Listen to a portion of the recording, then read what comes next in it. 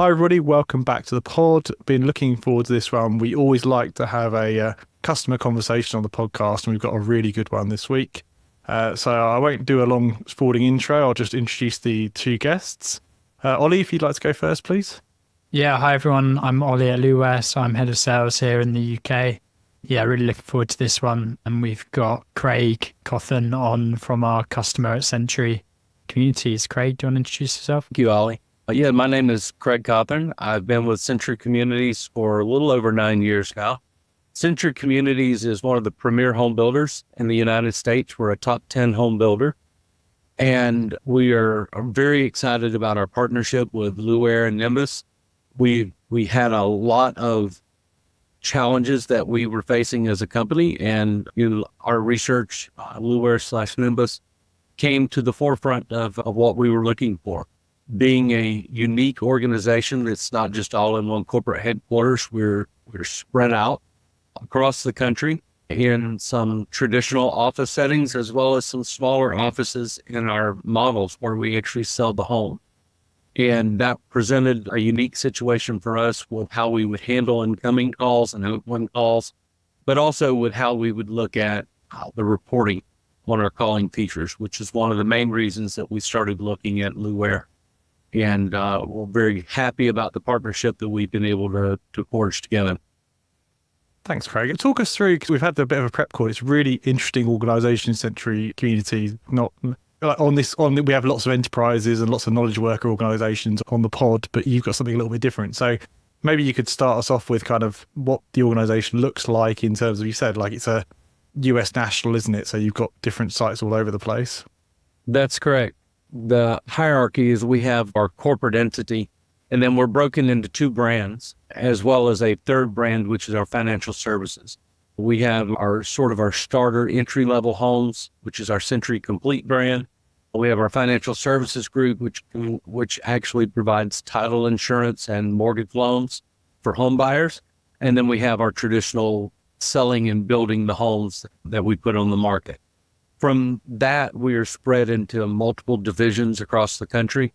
And in those divisions, those are broken out into further communities, which are the actual areas that we're selling the home. And as I mentioned before, that is a big piece of how we're designed, is we needed to look at things that we could handle call volumes down to the individual sales area, but also being able to roll that up higher to the divisional offices as well. Awesome. And talk us through the Teams journey, first of all. So what were you on before Teams, and how did you come to choose Teams as a platform? Sure. Our primary, we were a traditional telephony system that was distributed out across the country. We went from that to an IP phone-based solution. Mm-hmm. That journey did not last very long. We very quickly moved to Skype for business as a company. And then as Skype was being deprecated across the Microsoft platform, that was the natural move into a Microsoft Teams environment. So we basically just followed the standard flow. We're very heavily a Microsoft shop, so it made sense to be as Microsoft-centric in most of our platforms that we could be. Awesome. And I'm guessing some of the agility of moving to the cloud there probably helped you in terms of, like you say, multiple sites, multiple different business units, different use cases. It sounds like you're making good use out of the kind of M365 stack. Yeah, absolutely. The ability to apply things at a global level so that we have consistency in product across all of our brands. It allowed us one thing, which was ease of support. We didn't have to worry about supporting different systems in different places. We knew that the product that we were presenting to one client in one region is going to be the same product presented to another client in another region. So that consistency of product, consistency of brand was very helpful for us. Awesome. And on the Teams telephony side, are you running your own session border controllers and voice infrastructure? Is that all cloud? Is it different in different areas? How does that work? No, we're doing it all cloud, using Microsoft 365 for all of that. It makes for the ease of deployment and the ease of consistency. Amazing. And so, just like you say, you're a very switched on Microsoft 365 shop. You've got Teams rolled out there, but there were some use cases here that you couldn't quite reach with Teams phone, call queue, and auto attendant. did you have a traditional contact center in that mix, or was it always Skype before? How did that come about? It was always Skype, and then we moved to Teams, and it was a lot of Teams Resource Center applications. We were utilizing that structure to manage some rather complex queues in multiple cases for IVRs. And again, one of the reasons that we were looking for a better solution was we didn't have really good call reporting, which was the main thing that we went out looking for. The bonus was that when we found Luware, we felt like, for lack of a better term, we had found the golden child, because not only did it give us the ability to get some accurate, great reporting and metrics around calls, but it also gave us a much easier platform utilizing templates and things like that to actually configure our call queues and the various routings that we needed to do. It was just so much easier done with the Nimbus platform. Yeah, it's awesome to understand. Yeah, it's one of them. No, I was just going to ask, can you tell us a bit about the teams that you were trying to find that reporting for? Because I think most people would consider Nimbus as a contact center platform, which is obviously a term that can be spread across so many different use cases. And what I found really interesting from working with yourselves, but also lots of other clients, is that we found that it's not just hundreds of people sitting in a room taking calls all day. That's not the modern contact center. So if you could maybe explain a little bit about, the kind of teams using these and what their roles are, because as I understand it, they're not just answering calls all day. That's just part of their role, but actually they're kind of knowledge workers with lots of other activities. Yeah, that's a great point, Ollie. So we are not a room full of people answering phone calls. The way that we are structured is the calls, and we're utilizing this primarily for our sales team. We do have other use cases that we can talk about soon, but the primary goal that we were looking to solve for was our sales team. And our sales teams are normally 1 to 2 people, sometimes 3 people in a sales location. And as I mentioned, that hierarchy, you may have 50 in one division, but those 50 are spread out amongst 30 communities, right? So we have people all over the place, and some may be covering for multiple communities at one time, and they're not specifically just in one location. And then the other role is our online sales counselors, and our online sales counselors have the ability to take in the calls and then route them to the appropriate community or person. But there's a front line, that more contact center that you would traditionally think of, but still they're not sitting in a singular room. They're sitting across the country and handling multiple divisions at once. But they can be that front line of support prior to handing off to someone in the sales office. But some of that flexibility that Luware and Nimbus gave to us was the ability to, if the online sales counselors are not available, we still have the ability to ring to the sales agents directly. So we've set up a cascading effect with the way that the call queues are set so that our customers get the number one experience. And that was it, about answering the customers' calls, getting to them, not making them sit in a never-ending on hold message, but the ability to get a first call answer very quickly. That's awesome. I mean, that's a really good example of the kind of differences, as Ollie said there. People think contact center, they think bank of desks single, but you've got people out and about in the communities. You've got a first line of people there taking the initial calls. And I'm guessing, as you said earlier, then you've now got reporting visibility through that whole flow. So you can see where the calls ended up, what the response times were, all that good stuff. And one thing that I want to make sure I do not forget to mention, which I think is truly important as far as our staffing goes, is being able to see the heat map of when calls are coming in. When are we getting the most concentration of our calls? Are we getting calls in the evening? Are we getting calls in the morning? Is it all through the bulk of the day? But the other piece that the Teams solution gives us as well is that Teams mobile app, because our agents are oftentimes away from their desk and they're showing the homes to people. It still gives them the ability to be connected, to be able to get and receive those calls no matter where they happen to be. But the piece that Luware even added on top of that, and that's why they're so complementary together, it gives them the ability to sign out and to sign in and to be available or unavailable to take calls. And that was something that we were totally missing in the Teams environment that, quite honestly, we didn't know we were missing. It was just causing the calls to continue to ring, right? Yeah. But if they have the ability to turn themselves on or off in a queue, then the queue is more intelligent to actively route to the right people. So is that scenarios like where they might be showing a house or doing something with a particular customer, they know they're not going to take calls for the next 2 hours. Why be in the queue ringing out? I can just say they're unavailable. That's correct. Very sure. Very true. Yeah, I think that's really interesting around what you mentioned around the kind of configuration side of things. What I've seen is obviously since we initially installed Nimbus about a year ago, I think you've pretty much doubled in the licenses that you're utilizing. In terms of rolling out to new sites, now that you've got things set up, what's the process like to set up a new site with the workflows and everything else that you've mentioned? Because obviously you've been scaling it quite quickly. So I think that's probably been an important part for you guys. Yes, a lot of it was internally making sure that we were checking our onboarding processes. And that's a little bit of what we've done with an audit, is making sure that everyone was licensed and that everyone was actually utilizing the centralized platform. And it's the presentation of the data that we get from the reporting that showed the holes that we were having in adoption of utilizing the central platform to place and make calls and receive calls. A lot of sales agents still rely heavily on their cell phones and utilizing cell phones for texting or cell phones for actually placing their calls. But as you can imagine, if they're utilizing their cell phones, we're not able to capture the call rate. We're not able to capture call frequency. All of that information has to be, done within the Nimbus app or within Teams so that we can actually know what it is that we're working with.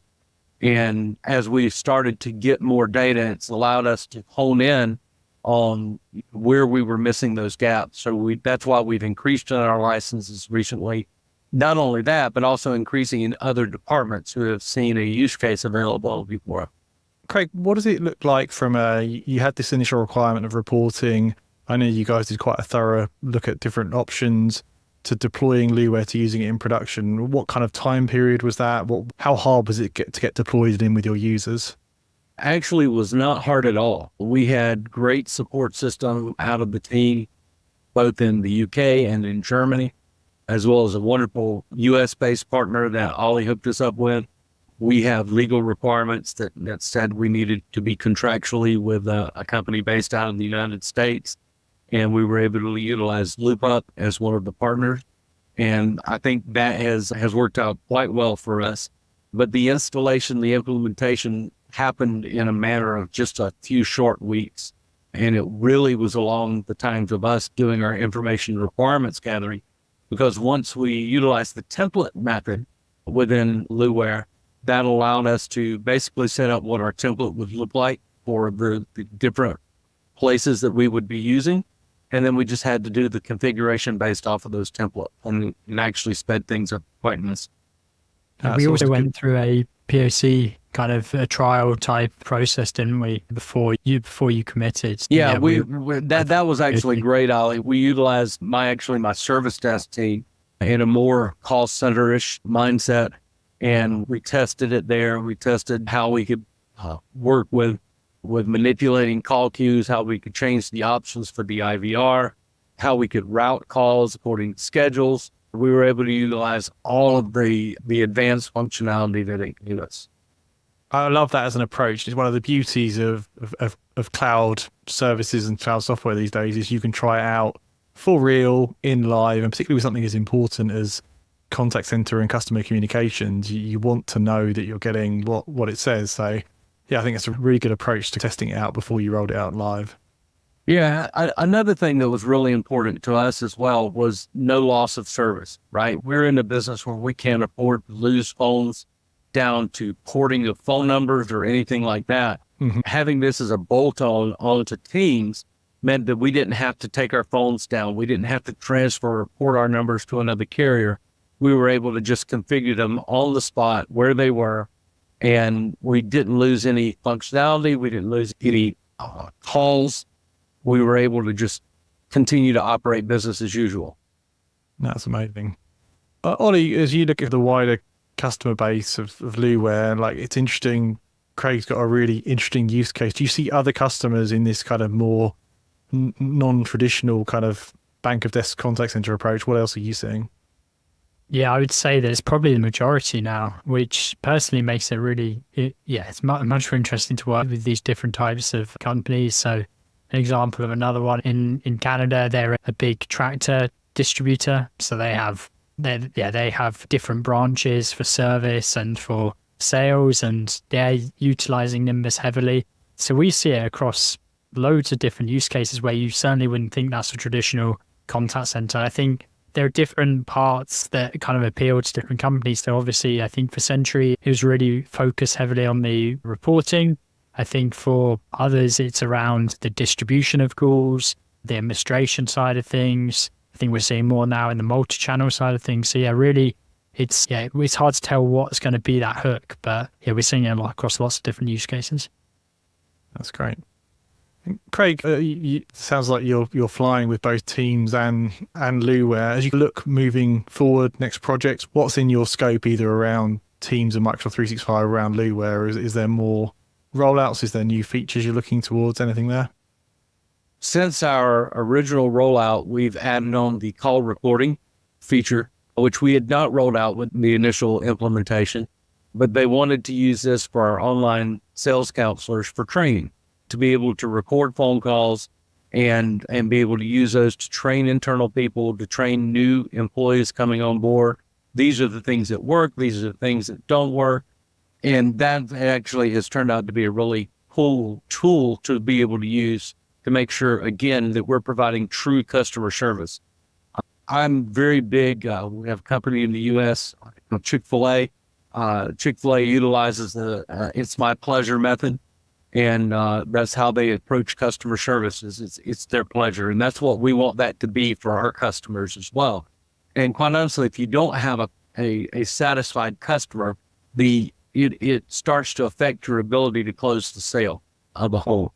And this is allowing us to train up our people in a completely different method to be able to handle that. And then secondarily, we also were able to utilize the call functionality in another department or division within Century for handling our calls in for purchase orders. So we have people that are out in the field and they need to call in and they need to get a purchase order to make a purchase at a particular store. And as opposed to just trying to call someone, leave a message or send an email and hope that someone replies back immediately, we were able to set up an endless call queue that would eventually, it would ring through a group of people, and then that would escalate to a group of managers, and it would continue to ring until they physically got somebody on the phone.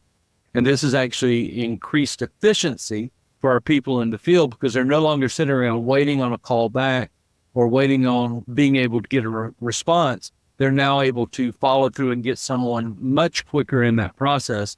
And that's been great. For me, one of the things that I'm looking for is where are other places within the company that we might could potentially use additional IVRs, additional call queues that we could utilize to improve on efficiency. I love that internal use case because actually you're saving time and improving experience internally, but that escalating to managers is a really good one as well. Like that you're going to get to somebody and the management are going to be aware if we need more people taking more calls to solve these problems and answer these questions. That's really good.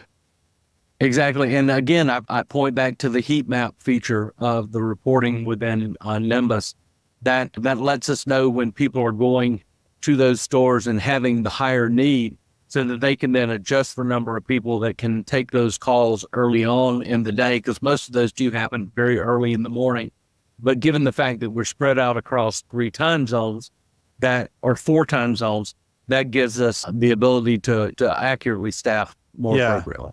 Yeah, it's not guessing. You can present the actual stats to say, here's what we need and here's why. Correct. Awesome. Oh, Craig, thanks so much for telling us the kind of story of Century Communities and what you're doing. I really appreciate the insights. Ollie, thanks for joining as well and bringing such a great customer story to us. For those that are interested, we'll put links and details in the show notes. But thanks to both of you. Really appreciate the time. Thank you. Thanks, guys. Appreciate it.